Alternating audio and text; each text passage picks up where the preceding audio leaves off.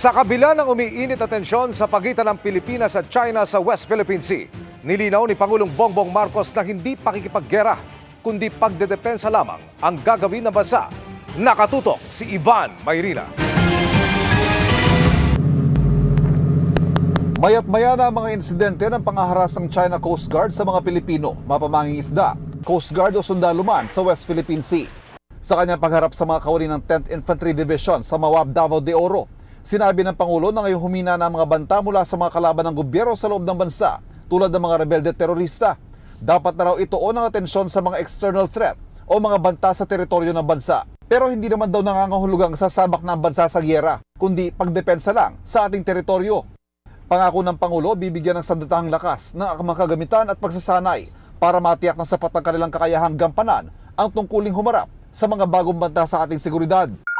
Sa survey na isinagawa ng Octa Research nitong Marso, lumalabas na 76% o 3 sa bawat 4 na Pilipino nakikitang China bilang pinakamalaking banta sa Pilipinas.